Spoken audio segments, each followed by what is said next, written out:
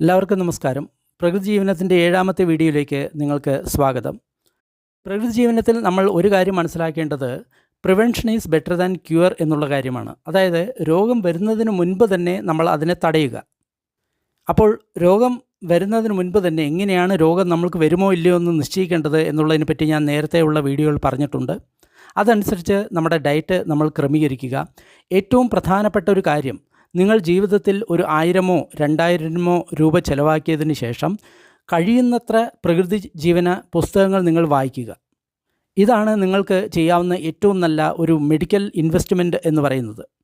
നിങ്ങൾ ഇൻഷുറൻസിലും മറ്റും കാശ് കൊടുക്കുന്നതിനേക്കാളും ഏറ്റവും നല്ലത് ഈ രീതിയിലുള്ള പ്രകൃതി ജീവന പുസ്തകത്തിനെ പറ്റി നിങ്ങൾ പഠിക്കുക എന്നുള്ളതാണ്. പ്രകൃതി ജീവനത്തിൻ്റെ ഒരു പുസ്തകം വായിച്ചതുകൊണ്ട് മാത്രമാണ് എനിക്ക് ഇന്നേ വരെ എൻ്റെ മെഡിക്കൽ ബിൽ എല്ലാം 0 ആയിട്ട് മാറിയത്. പ്രൊഫസർ ഉൽപ്പലാക്ഷൻ്റെ ആധുനിക പ്രകൃതി ചികിത്സ എന്നുള്ള ഒരു പുസ്തകം, അത് വളരെ പണ്ട് പ്രസിദ്ധീകരിച്ചതാണ്. ഇപ്പോൾ അത് ലഭ്യമല്ല. ആ ഒരു പുസ്തകം പഠിച്ചതിന് ശേഷം മാത്രമാണ് എനിക്ക് പ്രകൃതി ജീവനത്തിൻ്റെ അടിസ്ഥാന തത്വങ്ങൾ മനസ്സിലായതും അതിനുശേഷം ഞാൻ ജീവിതത്തിൽ അത് പ്രാവർത്തികമാക്കിയതും. ഇന്ന് ആ പുസ്തകം ലഭ്യമല്ല. അതിനാൽ നിങ്ങൾക്ക് ലഭ്യമായിട്ടുള്ള പുസ്തകങ്ങൾ ഒട്ടനവധി ഉണ്ട്. നിങ്ങൾ ഏതെങ്കിലും ഒരു ബുക്ക് സ്റ്റാളിൽ പോവുക. അവിടെ പോയതിന് ശേഷം പ്രകൃതി ജീവനത്തിൻ്റെ കുറേ പുസ്തകങ്ങൾ നിങ്ങൾ വായിക്കുക. വായിച്ചതിന് ശേഷം നിങ്ങൾ അത് നിങ്ങളുടെ ജീവിതത്തിൽ പ്രാവർത്തികമാക്കുക. നിങ്ങൾക്ക് നിങ്ങളുടെ മെഡിക്കൽ ബിൽ 0 ആക്കാവുന്നതാണ്. പക്ഷേ ഞാൻ കാണുന്നത് ആൾക്കാർ ഒരുപാട് കാര്യങ്ങൾക്ക് വേണ്ടി സമയം ചെലവഴിക്കുന്നു. TV കാണാനും വെറുതെ കിടന്ന് അലസരായിട്ട് അവർ അവരുടെ ജീവിതം കഴിക്കുന്നു. അതിനുശേഷം ഒരു എമർജൻസി വന്നു കഴിഞ്ഞാൽ ഒന്നും അറിയാതെ അവർ ആശുപത്രിയുടെ ട്രാപ്പിലകപ്പെടുന്നു. അതായത് ഒരു പനി വന്നു കഴിഞ്ഞാൽ എന്ത് ചെയ്യണമെന്നറിയില്ല, അതിസാരം വന്നു കഴിഞ്ഞാൽ എന്ത് ചെയ്യണമെന്നറിയില്ല, BP കൂടിക്കഴിഞ്ഞാൽ, BP കമ്മിയായി കഴിഞ്ഞാൽ എന്ത് ചെയ്യണമെന്നറിയില്ല, രോഗത്തെ എങ്ങനെ ഇല്ലാതാക്കണം എന്നുള്ള ഒരു കാര്യവും അവർക്കറിയില്ല. പക്ഷേ അവർ അഹങ്കരിക്കുന്നു. ഞാൻ സ്കൂളിൽ പഠിച്ചിട്ടുണ്ട്, കോളേജിൽ പഠിച്ചിട്ടുണ്ട്, എനിക്കെല്ലാം അറിയാമെന്ന് അവർ അഹങ്കരിക്കുന്നു. പക്ഷേ അവർക്ക് ഒരു രോഗവും സ്വയം അവർക്ക് ചികിത്സിക്കാനുള്ള കഴിവില്ല. ഇത് ഒരു യാഥാർത്ഥ്യമാണ്. അപ്പോൾ നിങ്ങളോട് സ്വയം ചോദിക്കുക, നിങ്ങൾക്ക് ഏതെങ്കിലും ഒരു രോഗത്തെ ചികിത്സിച്ച് മാറ്റാൻ സാധിക്കുമോ? പ്രകൃതിയുള്ള എല്ലാ ജീവികളും അവരവരുടെ രോഗത്തെ സ്വയം ചികിത്സിച്ച് മാറ്റുന്നതാണ്. ഒരു നായായാലും പൂച്ചയാണെങ്കിലും അല്ലെങ്കിൽ ഒരു കാളയാണെങ്കിലും പശുവാണെങ്കിലും അവർക്കെല്ലാം തങ്ങളുടെ രോഗത്തെ എങ്ങനെ ചികിത്സിച്ച് മാറ്റണം എന്ന് വളരെ വ്യക്തമായിട്ട് അറിയുന്നതാണ്. ഒരിക്കൽ ഞാനൊരു നായയെ കണ്ടിട്ടുണ്ടായിരുന്നു. നായയുടെ കഴുത്തിൽ വെട്ടേറ്റ് അത് അവിടെ ഒരുപാട് കീടങ്ങളും ബാക്കിയുള്ളതും പുഴുക്കളും അരിച്ചുകൊണ്ട് നടക്കുന്ന ഒരു അവസ്ഥയായിരുന്നു. അപ്പം ഞാൻ വിചാരിച്ചു തീർച്ചയായിട്ടും ഈ നായ മരിച്ചു പോകും എന്നാണ് വിചാരിച്ചത്. പക്ഷേ 3 മാസത്തിന് ശേഷം ആ നായ പരിപൂർണ്ണ സ്വസ്ഥനായിട്ട് തിരിച്ചു വരുന്നത് ഞാൻ കണ്ടിട്ടുണ്ടായിരുന്നു. ആരും ചികിത്സിച്ചിട്ടില്ല, അതിൻ്റെ സ്വയം ചികിത്സയാണ്. അതേപോലെ തന്നെ മറ്റൊരു നായയുടെ കാല് ഫ്രാക്ചറായി, ഒരു വണ്ടി കയറി കാല് ഫ്രാക്ചറായി. അത് ഏകദേശം 1 മാസം നൊണ്ടിക്കൊണ്ട് നടക്കുന്നുണ്ടായിരുന്നു. അതിനുശേഷം 1 മാസം കഴിഞ്ഞതിന് ശേഷം ആ നായ ആ കാലുകൊണ്ട് തന്നെ ഓടി നടക്കുന്ന അത്ഭുതകരമായിട്ടുള്ളൊരു കാഴ്ച എനിക്ക് കാണാൻ സാധിച്ചു. അതിൻ്റെ അർത്ഥം എന്താണെന്ന് പറഞ്ഞു കഴിഞ്ഞാൽ ഈ മൃഗങ്ങൾക്കും അതേപോലെ തന്നെ പക്ഷികൾക്കും അവരുടെ ഏത് രോഗവും മാറ്റാനുള്ള കഴിവുണ്ട്. പക്ഷേ ഇവർ മനുഷ്യരുടെ സമ്പർക്കത്തിൽ ആവരുത് എന്ന് മാത്രം. കാരണം മനുഷ്യർ കൊടുക്കുന്ന ഭക്ഷണം മുഴുവൻ രോഗമുണ്ടാക്കുന്നതാണ്. അതുകൊണ്ടാണ് മനുഷ്യരുടെ സമ്പർക്കത്തിൽപ്പെടുന്ന ഈ പട്ടികളും അതേപോലെ തന്നെ പൂച്ചകളും എല്ലാം രോഗികളാവുന്നത്. പ്രത്യേകിച്ച് പട്ടികൾ നമ്മൾ കൊടുക്കുന്ന ഭക്ഷണം അത് പ്രോസസ്ഡ് ഫുഡാണ്. ഡോഗ് ഫുഡ് അങ്ങനെയുള്ള ഭക്ഷണങ്ങൾ കൊടുക്കുന്ന സമയത്ത് തീർച്ചയായിട്ടും അതിന് രോഗം വരിക തന്നെ ചെയ്യും. അതിനാൽ രോഗമില്ലാതെ ജീവിക്കാൻ നമ്മൾ ആദ്യം ചെയ്യേണ്ടത് പ്രകൃതി ജീവനത്തിൻ്റെ സിദ്ധാന്തങ്ങൾ മനസ്സിലാക്കുക. ഈ വീഡിയോ പരിപൂർണമായിട്ട് നിങ്ങൾ കേൾക്കുക. നിങ്ങൾക്ക് ഈ വീഡിയോ സീരീസ് കേൾക്കാൻ നിങ്ങൾക്ക് ക്ഷമയില്ലെങ്കിൽ നിങ്ങൾ എക്സസൈസ് ചെയ്യുന്ന സമയത്തോ അങ്ങനെയുള്ള ഏതെങ്കിലും സമയത്ത് ഈ വീഡിയോ അങ്ങനെ വെച്ച് കഴിഞ്ഞാൽ ഇതിലെ മുഴുവൻ 7 വീഡിയോ നിങ്ങൾ കേട്ട് കഴിഞ്ഞ് കഴിഞ്ഞാൽ തന്നെ നിങ്ങൾക്ക് പ്രകൃതി ജീവനത്തിൻ്റെ കാര്യങ്ങൾ നിങ്ങൾക്ക് മനസ്സിലാവുന്നതാണ്. അല്ലെങ്കിൽ പുസ്തകങ്ങൾ വായിച്ചിട്ട് നിങ്ങൾ മനസ്സിലാക്കുക. അതുകഴിഞ്ഞിട്ട് നിങ്ങളുടെ കുടുംബാംഗങ്ങളെയും ഇത് പഠിപ്പിക്കുക. അതുകൂടാതെ നിങ്ങളുടെ അയൽക്കാരെയും അതേപോലെ നിങ്ങളുടെ സ്വന്തക്കാരെയും ഇത് പഠിപ്പിക്കുക. എൻ്റെ സ്വപ്നം എന്ന് പറയുന്നത് തീർച്ചയായിട്ടും പ്രകൃതി ജീവനം എന്ന് പറയുന്ന നമ്മുടെ സ്കൂൾ വിദ്യാഭ്യാസത്തിൽ ഉൾപ്പെടുത്തണം എന്നുള്ളതാണ്.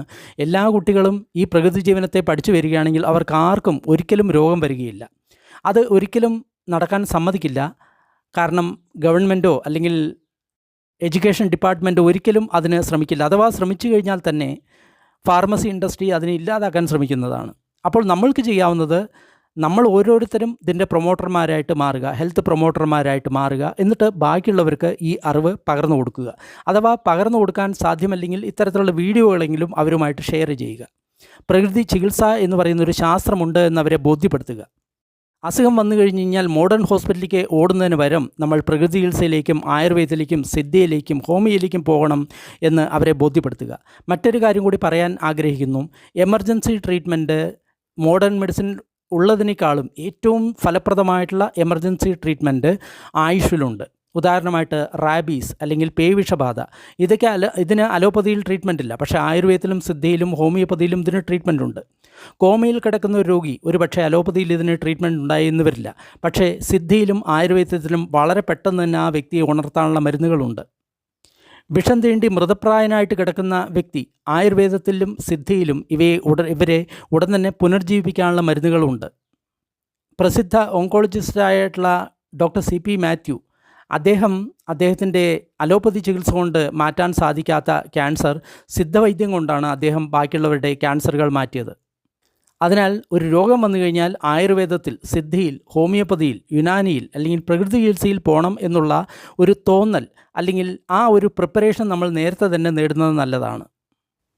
അതിനാൽ രോഗം വന്ന് ചികിത്സിക്കുന്നതിനേക്കാളും രോഗം വരുന്നതിന് മുമ്പ് തന്നെ രോഗത്തെ നേരിടാനായിട്ടുള്ള അറിവുകൾ നമ്മൾ സമാഹരിക്കുക.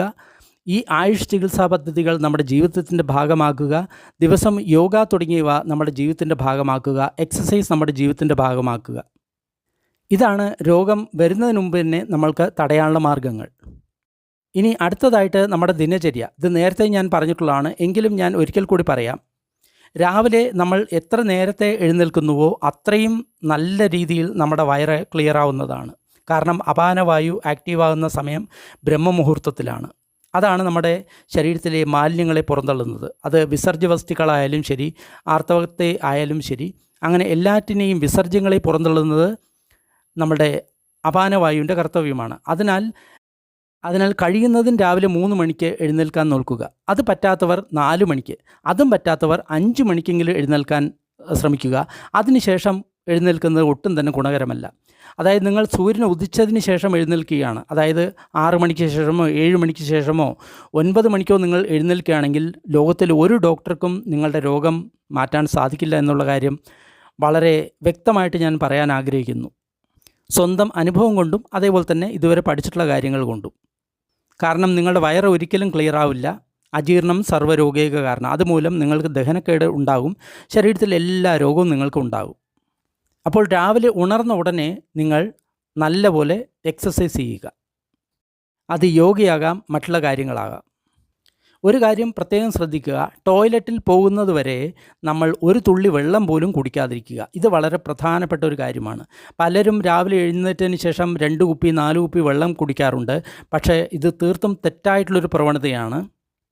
സ്വസ്ഥരായിട്ടുള്ള ആൾക്കാർക്കാണ് ആ രീതിയിൽ ഉഷാപാനം എന്ന് പറഞ്ഞിട്ടുള്ളത്. രോഗികൾ വെള്ളം കുടി കമ്മിയാക്കുന്നതാണ് നല്ലത്. പ്രത്യേകിച്ച് ഡയബറ്റീസ്, അതേപോലെ തന്നെ വ്രണമുള്ള രോഗികൾ, അതേപോലെ തന്നെ അർശസ് അല്ലെങ്കിൽ മൂലക്കുരുവുള്ള രോഗികൾ വെള്ളം കൂടി ചുരുക്കണം. പാനീയം മന്ദമാചരേത്. പൈൽസിന് വെള്ളം കൂടി ചുരുക്കണം എന്ന് പറയുന്ന സമയത്ത് തന്നെ പലർക്കും നെറ്റിയിൽ ചുളിവുണ്ടാകാം. പക്ഷേ ആയുർവേദത്തിലുള്ള റെഫറൻസാണ് ഞാൻ പറഞ്ഞത്, ചരകസംഹിതയുള്ള റെഫറൻസ്, ഏതെല്ലാം രോഗത്തിന് വെള്ളം കൂടി ചുരുക്കണം എന്നുള്ളത്. കൂടുതൽ വെള്ളം കുടിക്കുന്നത് ഹൈപ്പോനാട്രീമിയ എന്ന് പറയുന്ന ഒരു അവസ്ഥയ്ക്ക് കാരണമാകും. മരണം വരെ ഉണ്ടാകും. നിങ്ങൾ ഒരു ജീവിയും അമിതമായിട്ട് വെള്ളം കുടിക്കുന്നത് കാണാറില്ല. അവയ്ക്ക് ആവശ്യമായിട്ടുള്ള സമയത്ത് മാത്രമേ വെള്ളം കുടിക്കുകയുള്ളൂ. മനുഷ്യർ മാത്രമാണ് ഇത്ര വെള്ളം കുടിക്കണം എന്നെല്ലാം പറയുന്നത്. ഇത് തീർത്തും തെറ്റായിട്ടുള്ള കാര്യങ്ങളാണ് എന്നുള്ള കാര്യം അറിയുക. ദാഹിക്കുമ്പോൾ വെള്ളം, വിശക്കുമ്പോൾ ഭക്ഷണം, ഇതാണ് പ്രധാനമായിട്ടും ശ്രദ്ധിക്കേണ്ടത്. വെള്ളം കുടിയെ പറ്റിയിട്ടുള്ള വീഡിയോ എൻ്റെ യൂട്യൂബ് ചാനലുണ്ട്, ദയവായിട്ട് അത് കാണുക.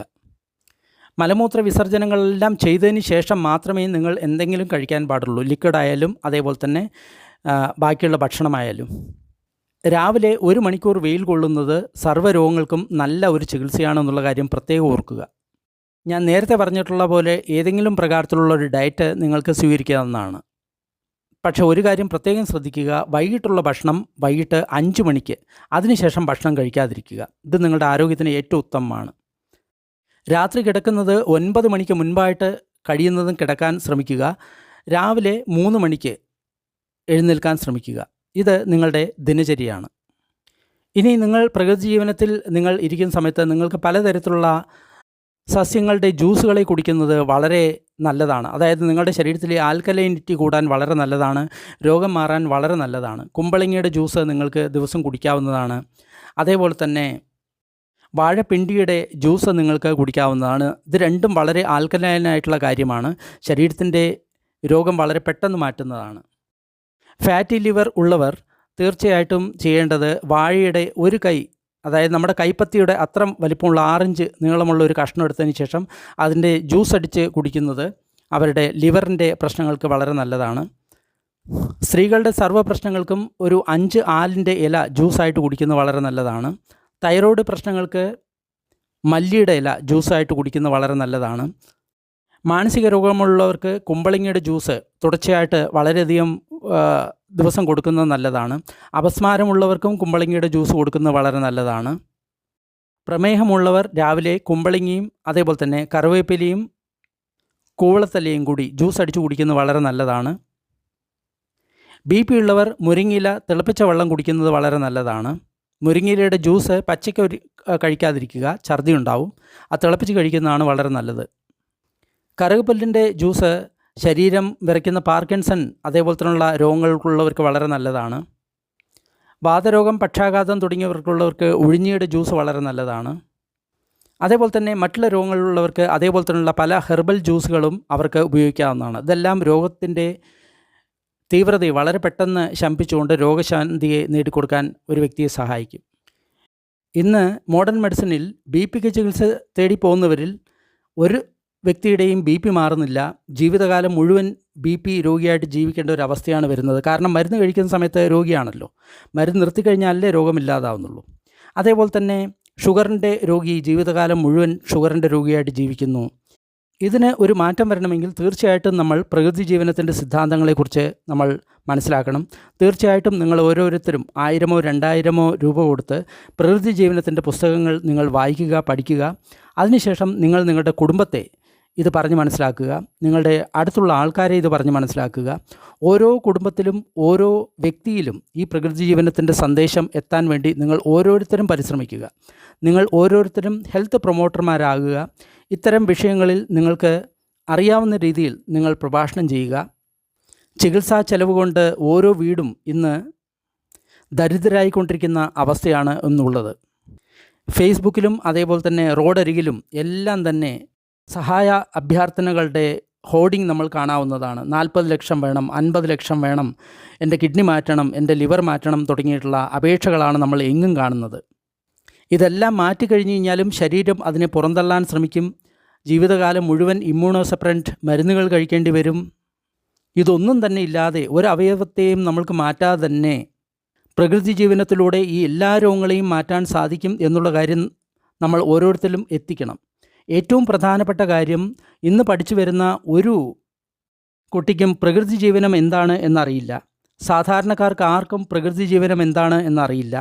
അതിൻ്റെ കാര്യങ്ങൾ ആർക്കും അറിയുന്നില്ല. ആരും അതിന് പഠിക്കാൻ ശ്രമിക്കുന്നില്ല. അതിനാൽ നിങ്ങൾ ഓരോരുത്തരും ഇതിൻ്റെ പ്രചാരകരായിട്ട് തീരണം. സ്കൂളിൽ പ്രകൃതി ജീവനം എന്ന് പറയുന്നത് ഒരു സിലബസായിട്ട് കുട്ടികൾക്ക് പഠിപ്പിക്കണം. നിങ്ങൾ ഓരോരുത്തരും ഹെൽത്ത് പ്രൊമോട്ടർമാരായിക്കൊണ്ട് പ്രകൃതി ജീവനത്തെ പറ്റിയുള്ള ഈ ക്ലാസ്സുകൾ ശ്രദ്ധിച്ചതിന് ശേഷം ഇതേ രീതിയിൽ നിങ്ങൾ ബാക്കിയുള്ളവർക്ക് വിവരിച്ചു കൊടുക്കാവുന്നതാണ്. അല്ലെങ്കിൽ നിങ്ങൾ തന്നെ പുസ്തകങ്ങൾ വായിച്ചിട്ട് സ്വയം പ്രകൃതി ജീവനത്തിൻ്റെ ആകാവുന്നതാണ്. നിങ്ങൾ ചികിത്സിക്കണം എന്നല്ല ഞാൻ പറയുന്നത്. തീർച്ചയായിട്ടും രോഗം വരാതെ എങ്ങനെ നിങ്ങൾക്ക് സൂക്ഷിക്കാം, വന്ന രോഗത്തെ എങ്ങനെ മരുന്നുകളില്ലാതെ മാറ്റാം എന്നുള്ള കാര്യം നിങ്ങൾ ജനങ്ങളിലേക്ക് എത്തിക്കാൻ തീർച്ചയായിട്ടും ശ്രമിക്കുമെന്ന് കരുതുന്നു. പ്രകൃതി ജീവനം എല്ലായിടത്തും എത്തട്ടെ, എല്ലാവരും പ്രകൃതി ജീവനത്തിൻ്റെ പ്രചാരകരായിട്ട് മാറട്ടെ എന്ന് പ്രാർത്ഥിച്ചുകൊണ്ട് ഈ വീഡിയോ സീരീസ് അവസാനിപ്പിക്കുന്നു. ഈ വീഡിയോ സീരീസിൻ്റെ ലിങ്ക് താഴെ കൊടുത്തിട്ടുണ്ട്. നിങ്ങൾക്ക് അറിയാവുന്ന ആൾക്കാരിലേക്ക് ഇത് നിങ്ങൾ തീർച്ചയായിട്ടും ഷെയർ ചെയ്യുമെന്ന് കരുതുന്നു. എല്ലാവർക്കും നന്ദി, നമസ്കാരം.